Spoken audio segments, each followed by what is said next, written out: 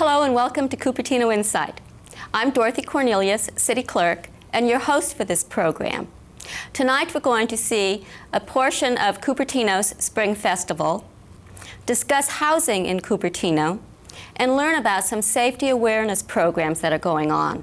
One is called Safe Rides. Another has to do with earthquake preparedness. But let's start with getting some information about Household Poisons Collection Day in Cupertino. On Saturday, April 27th, the City of Cupertino and the Cupertino Jaycees will be sponsoring a Household Poisons Collection Day at De Anza College. Well, the Cupertino Jaycees are members of a valley-wide recycling organization that found out a lot of other communities in the area are providing a Household Poisons Collection Day, and just to follow through our commitment to protection of the environment, we thought it'd be a good idea that we got involved, got the city involved, and provided the education and awareness to residents to let them know that you do have substances in your house that are dangerous. By providing a day where all residents can come dispose of this type of material free of charge, they're more likely to have the chemicals and whatnot brought to that day rather than disposed of in an unsafe manner. The collection day is in response to the growing concern of toxics in our environment. There's quite a few concerns that we need to provide a safe and legal way to dispose of chemicals that are kept in the house. Household poisons are often disposed of in the trash, which ends up in a normal landfill, which is not able to contain the types of poisons that a hazardous waste site might be able to. Other concerns are residents might pour something down the drain, which they do not know, should not go into the sewer system, which is not able to contain that sort of thing or handle it.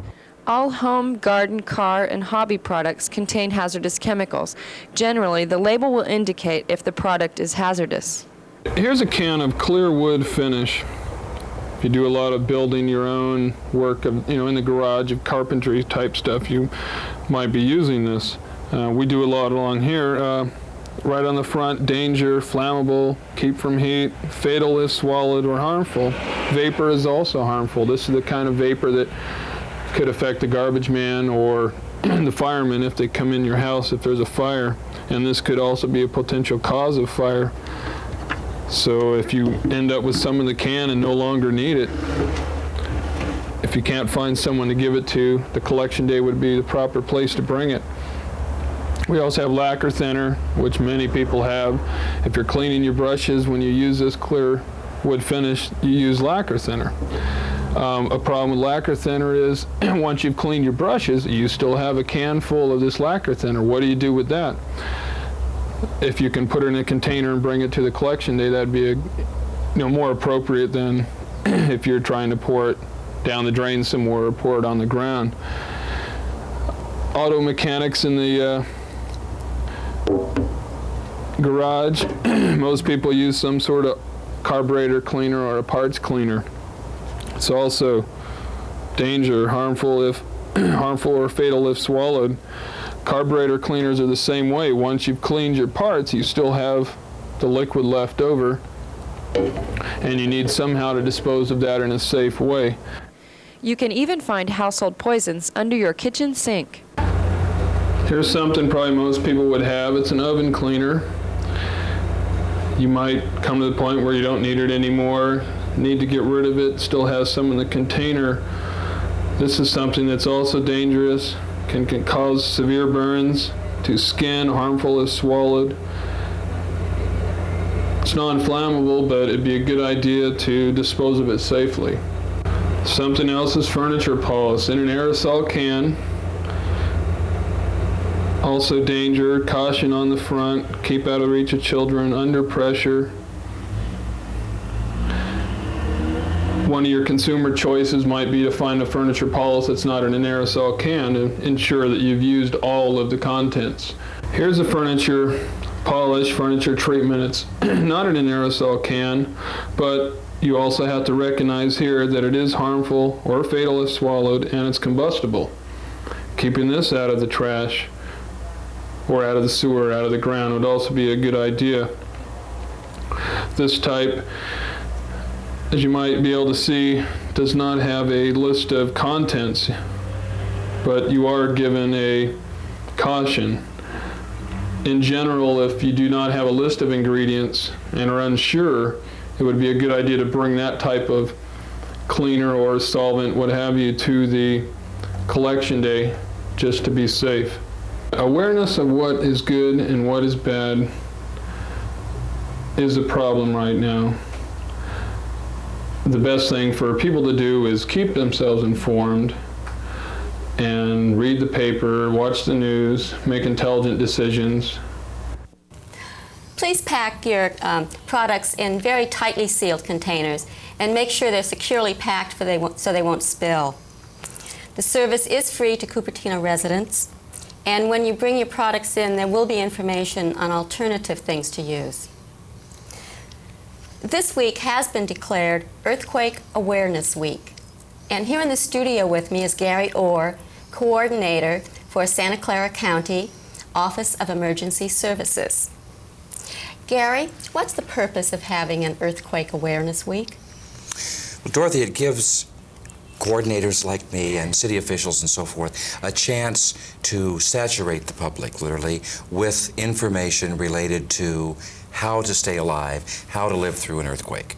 We're going to be looking at various target groups. We have packages developed for employees at the work site. We have packages for city and county employees. We have packages for particularly the school children. So it's a chance for us and for all the groups that are promoting this to get together and make a big splash.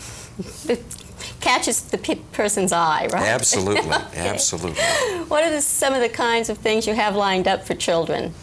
Well, we conducted several workshops last month for all of the school district coordinators, and we also approached the private schools for the first time. We had over 60% of the private schools here in the county at the meeting. We talked about new legislation, for example, that will impact on the school. They must, for example, plan for earthquakes now. We also mentioned the Earthquake Awareness Week, and we distributed a new kindergarten through 6th grade packet of information so they can develop games at school. There's a hazard hunt for children in the bedroom, where to look for things that might be dangerous. And then there is the Yogi Bear construction book that will be made available in most schools, kindergarten through 6th grade. How did you end up with a spokes bear?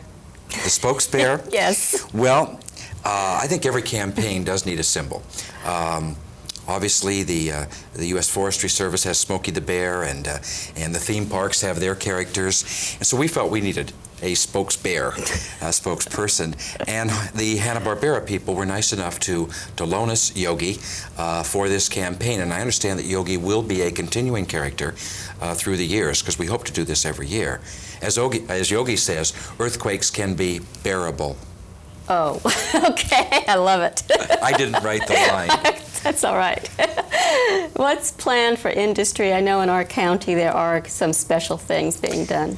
We do have a special task force that has been set up for the last 2 years with the volunteer agencies led by Red Cross. I've been representing the county and cities, and we have a number of businesses involved. We put on seminars every 6 months on emergency preparedness, not necessarily just earthquakes, but the full gamut.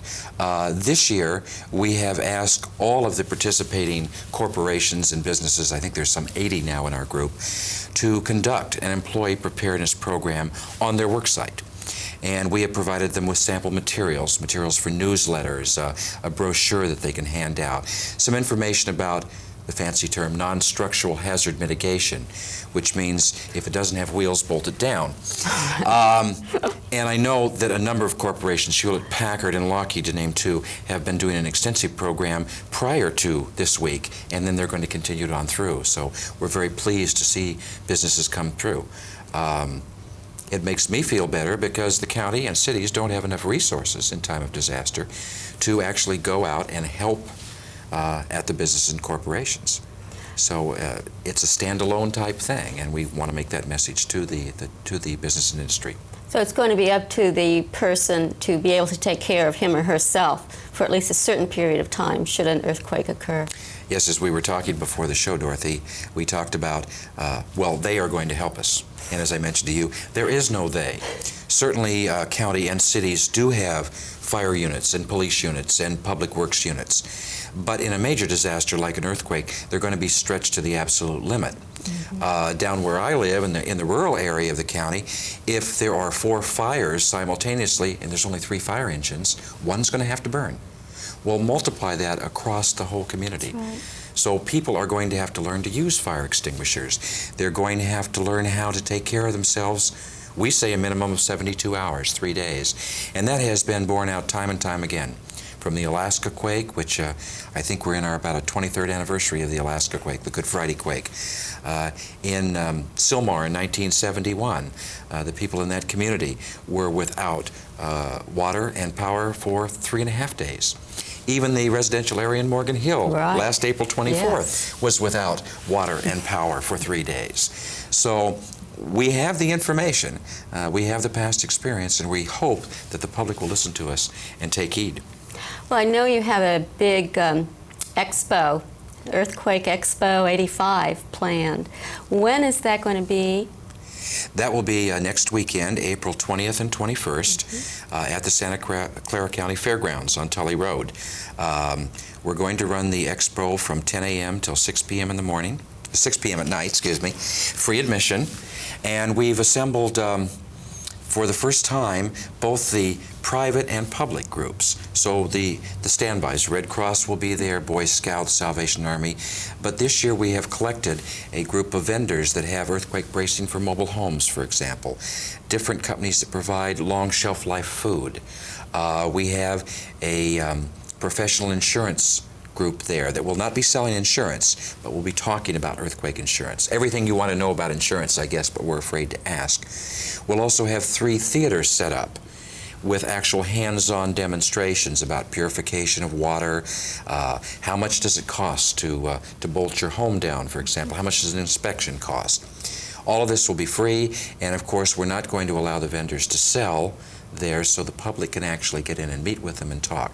I'm sure they'll have discount coupons on products and this kind of thing. So it's really just an awareness type of thing, let people know the kinds of things they should be able to do when an earthquake comes. Yes, besides the, again, the vendors, we are going to have, I guess you'd say, entertainment. I don't like to think of it that way, but the California Rescue Dog Association is going to show how the dogs go in and find people within rubble, for example.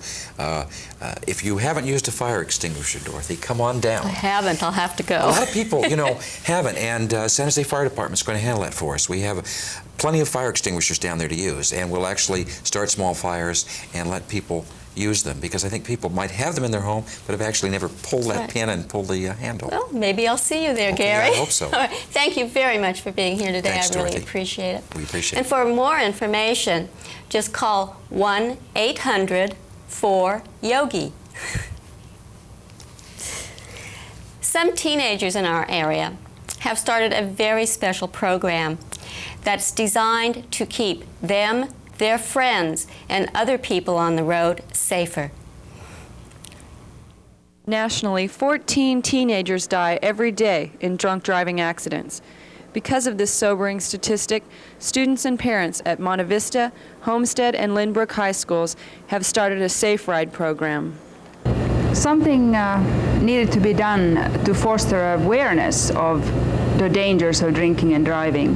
Personally, I've seen several drunk driving accidents happen in this area, and we all know about the statistics that show that drunk driving accidents are happening all over the nation.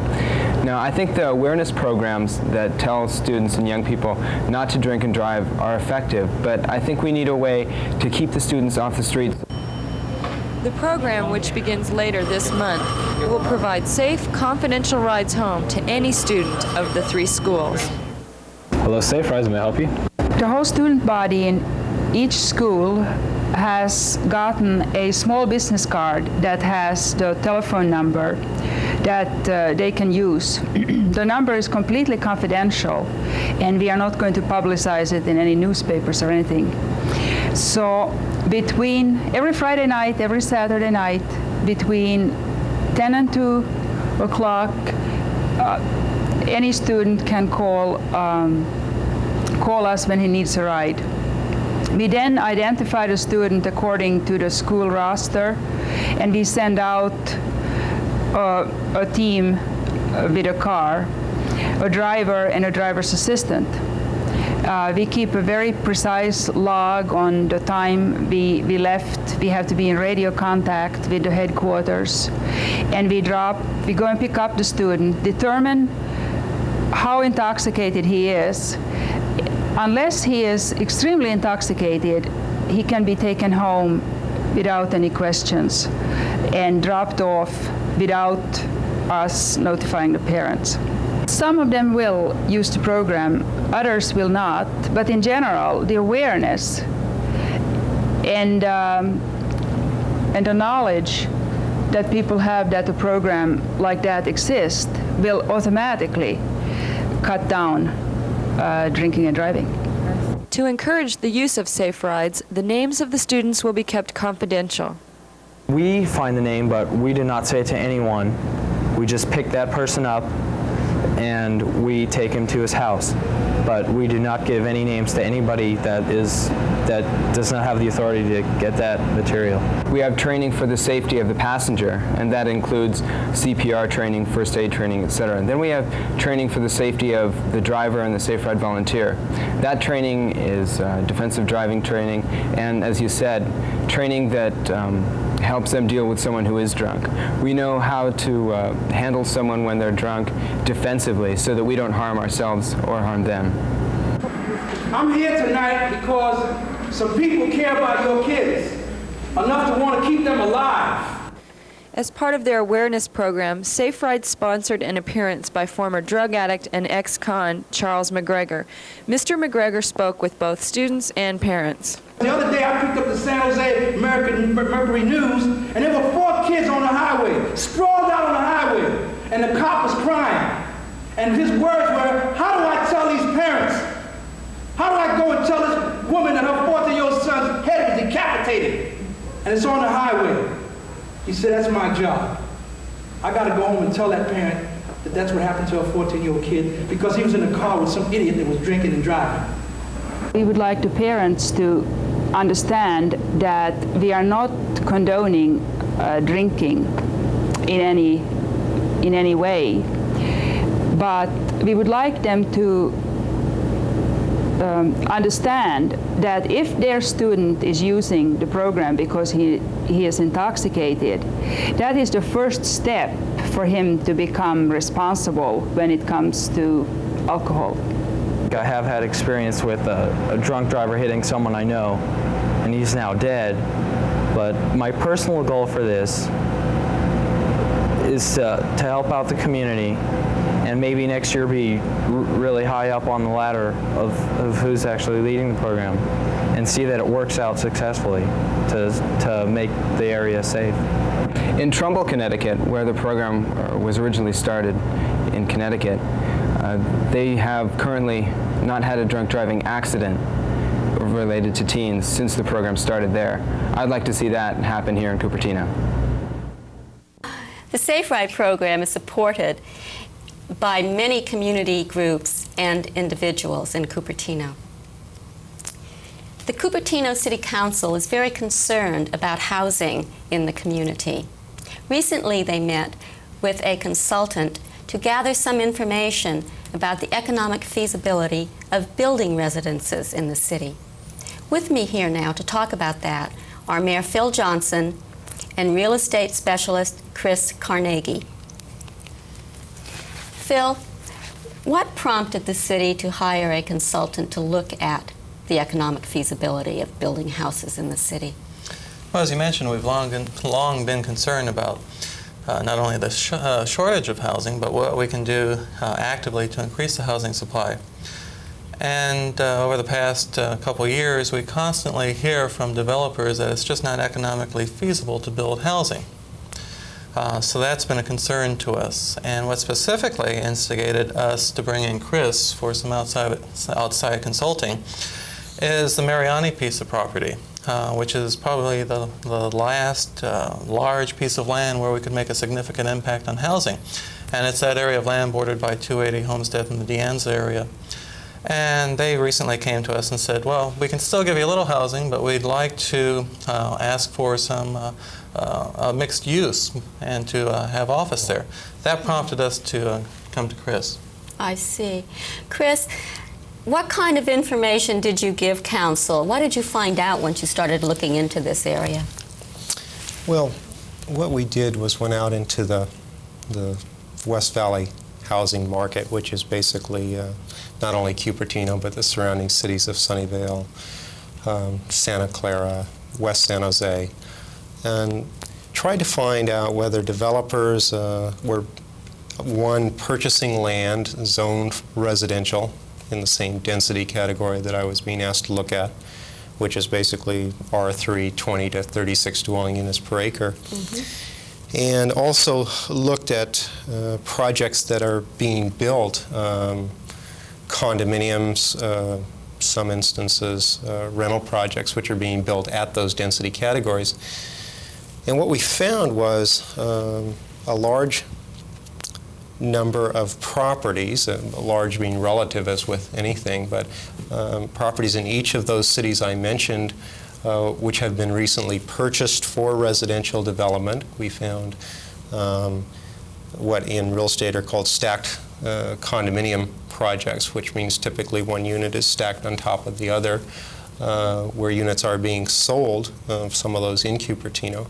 And so from that research and that level of activity, it was fairly easy to conclude that at least in the eyes of the development market that buys raw land, it is feasible to pursue multifamily residential construction in the West Valley housing market. Right, so you really weren't charged with looking at the traditional single-family dwelling sitting on this lot somewhere, but no. Apartments, condos, that type of thing. Higher density development, yeah. Chris, what will happen if by trying to increase the housing units in Cupertino, we increase the density? What will happen? What will the market reaction be, do you think? Well, as you increase density up to a certain point, the land becomes more valuable because you can fit more density on the land. You can do more with it. And to a certain extent, if, for instance, you took R1 land or R2 land and zoned it to R3, I think you would definitely increase the housing stock in Cupertino, although not necessarily any faster than just the normal process of adding housing to the city stock.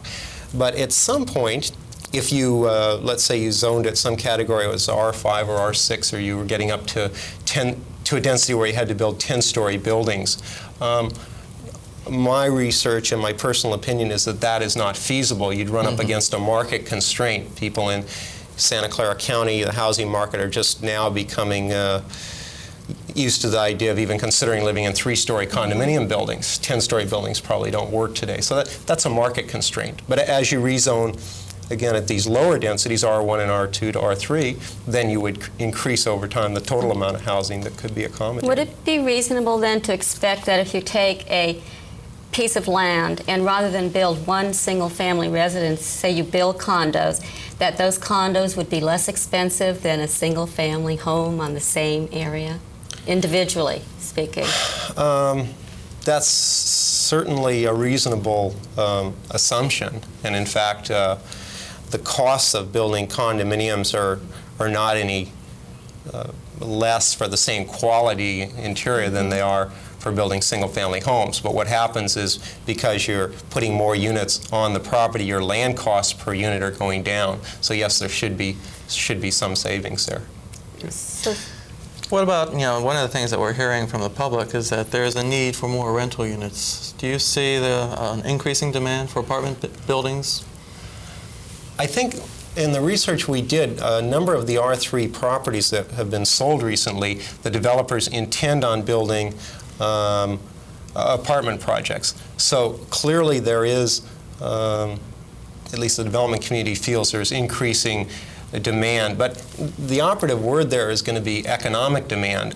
It's an unfortunate situation that at the same time somebody will say, we need more apartments. They're not necessarily saying, I want to pay $1,000 a month in rent. And so, you know, somewhere in there, the real estate development feasibility process has to bring those things together. Yes, I want to rent an apartment, and I'm willing to pay so much. Is it feasible to build those? I think there has been a shift, though, in the last 2 years to making apartments more feasible because rents have been rising very rapidly. Phil, now that the council has this information, what do you think is going to happen? Well, I think that the input that we received from Chris will help us to make future decisions. I think perhaps, or at least in my own opinion, that when we do hear requests from developers and or property owners to change existing uses on land, I'm going to resist that. And whereas before I was wondering if that was the correct action to take, now I'm more convinced of it. And that by holding firm and looking forward to the future and putting in place more long-term planning, then as Chris has told us, the market will prevail and we will be able to solve some of the housing problems in Cupertino. That's always good news. I want to thank both of you very much for being here today. I think it's extremely informative and it's certainly a very important issue in Cupertino. Thank you, Dorothy. There's an exciting merger happening between the public and private sector as cities seek new and innovative ways of doing things. Recently, city officials from California, Arizona, and Nevada met in Cupertino to exchange information about new technologies and innovations. The group discussed energy-saving products, computer application, and innovative use of video for local government. We hope you had a wonderful Easter holiday. We know the families who attended the Parks and Recreation Spring Festival sure did. We're going to close now with a look at that. Thanks for watching. Good night. You guys ready?